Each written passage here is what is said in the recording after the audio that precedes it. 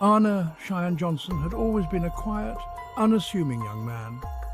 Living in the small town of Brookfield, Connecticut, he worked as a tree surgeon and was well liked by his community. His life seemed perfectly ordinary until the day it was irrevocably changed by forces beyond comprehension.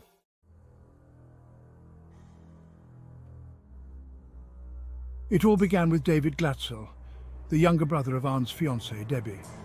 The Glatzel family had moved into a new rental property, and almost immediately, David began experiencing terrifying visions and violent outbursts. He claimed that an old man with twisted features and glowing eyes was tormenting him. His family initially dismissed these claims as nightmares or childish imagination, but the incidents grew more frequent and severe.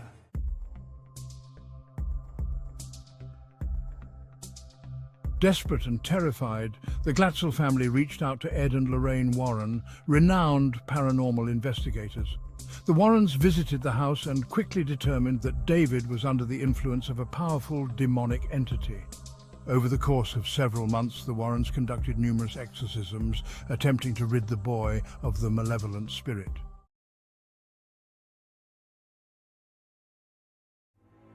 During one particularly intense session, Arne, in a desperate bid to protect David, challenged the demon, taunting it to leave the boy alone and take him instead.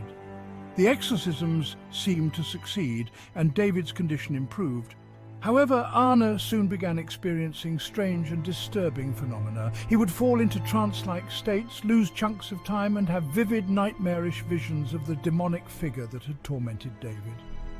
Debbie noticed the changes in Arne, but neither of them could have predicted the horror that was about to unfold.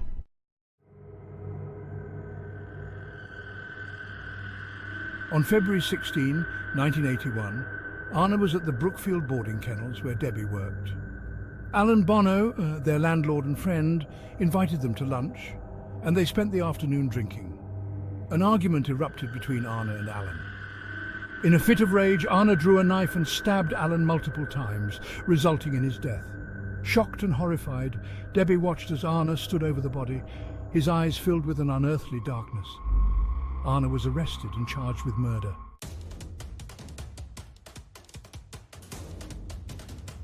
During his trial, his defense attorney, Martin Minella, presented a highly unusual argument.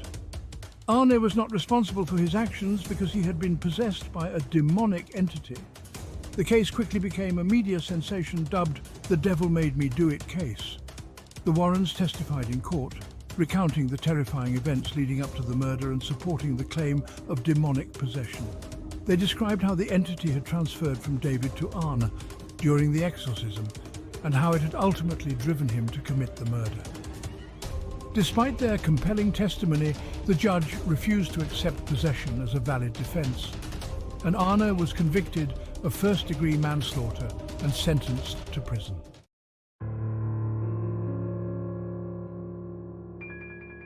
While Arne served his sentence, the Warrens continued their work, uncovering more details about the demon that had haunted the Glatzel family. They discovered that the entity was ancient and incredibly powerful, with a history of possessing and tormenting individuals throughout the centuries. Its influence was subtle yet pervasive, leading its victims to madness and violence. Arne was eventually released from prison after serving 5 years. He and Debbie married and tried to rebuild their lives, but the shadow of the past lingered. They remained in close contact with the Warrens, who continued to offer their support and protection. Though the demonic entity seemed to have lost its hold on Arne, the experience left deep scars that would never fully heal.